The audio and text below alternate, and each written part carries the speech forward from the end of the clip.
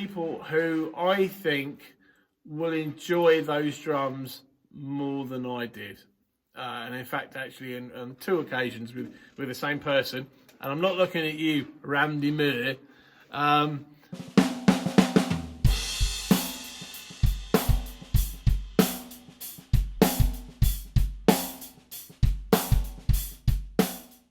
So I've alluded to this a couple of times, actually over the last few years now, that I had a change in circumstances a couple of years ago, where I went from earning a fairly decent sort of wage to where now I earn a fairly sort of average wage, and I'm not complaining. I can still afford to put the roof over my head, so things are good, and and I'm still very lucky in that respect.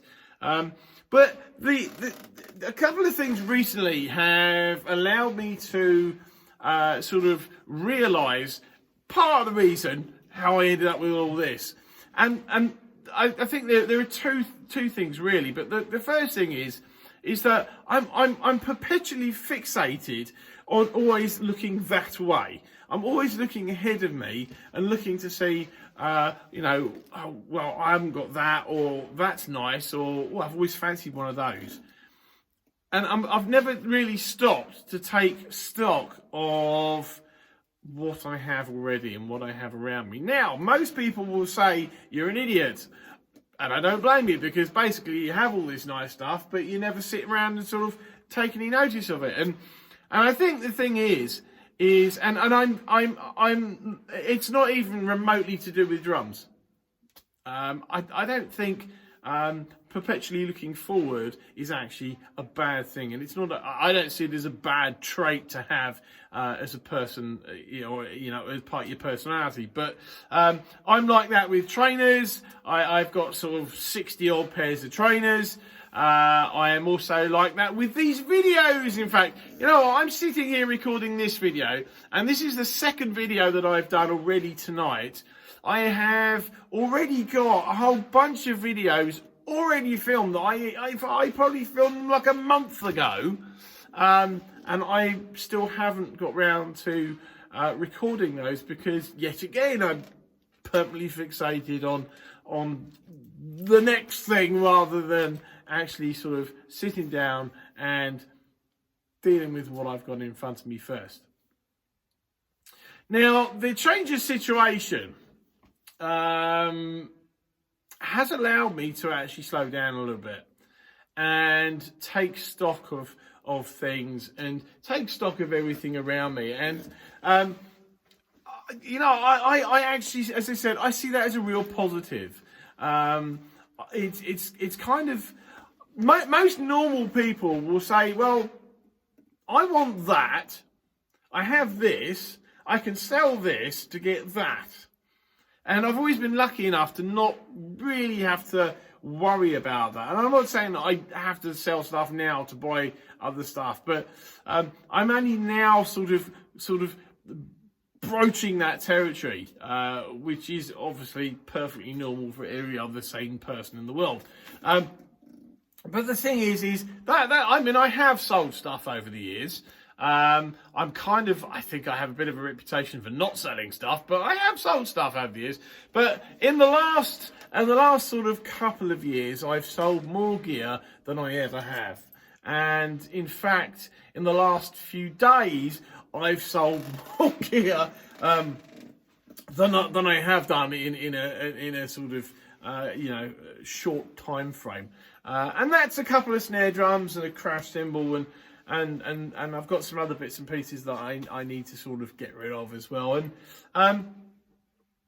but the thing that I've discovered through this situation change is that I can go back and I can rediscover things. And I know I did a video about rediscovering, or at least where I talked about rediscovering things, and it is. I have come to the conclusion, and I've said it sort of jokingly to some of my friends on several occasions, that I just sit here and sometimes I do wonder why. I sit here and wonder why or why and how I ended up with so many drums. I hate to think how many actual physical drums there are in these two rooms, but it's a lot. Yeah, I hate to think. No, I mean, I don't even know how many drums are sat up there, and that's obviously just the stuff there. I don't know. I mean, I would hazard a guess that there's probably at least 275 drums in here, and that's including rotor toms as well. But you know, it does sometimes. I do sometimes walk in here, and as I've said before, I walk in here and think, what the hell have you done? And now I'm getting to the point where I think, you know, I have set some new things free and on their way recently, and I'll probably be doing a few more pieces sort of here and there. I mean, there are definitely things that I'm never going to sell.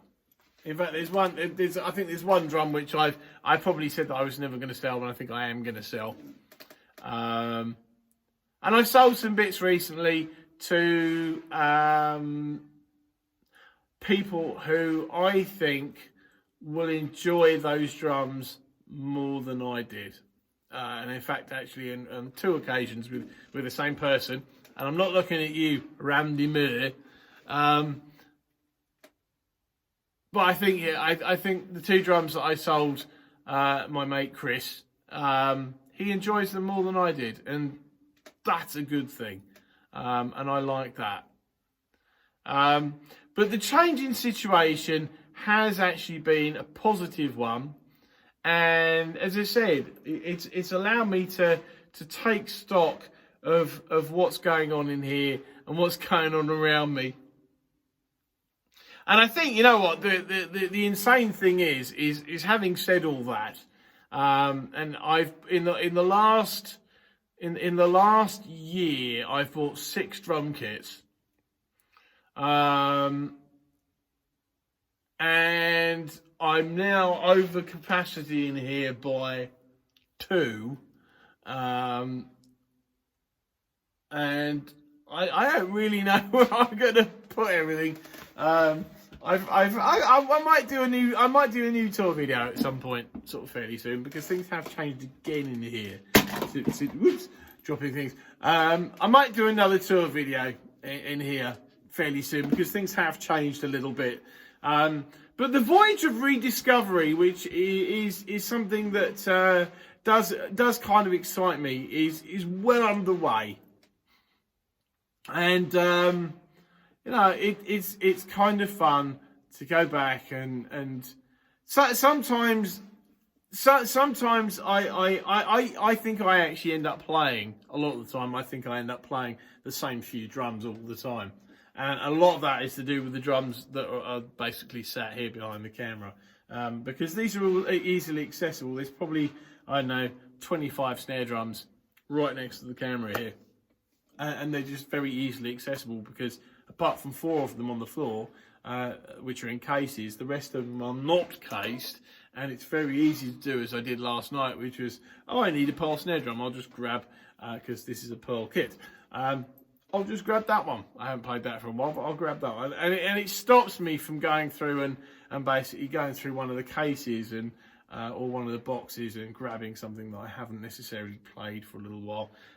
The whole point of being in here, as I've said before, the changing everything was to make things a little bit more accessible. And I have actually succeeded in doing that with the other room as well. So everything is actually a little bit more accessible now, which is going to assist greatly in that voyage of rediscovery.